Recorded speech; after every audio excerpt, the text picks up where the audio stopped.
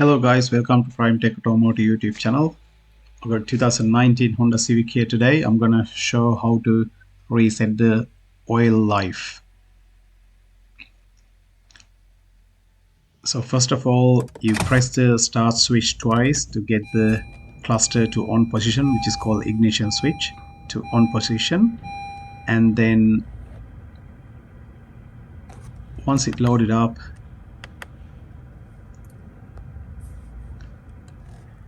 press and hold the enter button for 10 seconds.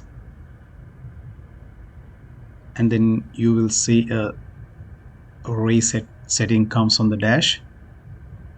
Here you will see cancel and reset on the down switch, so you can scroll to reset and then press the OK.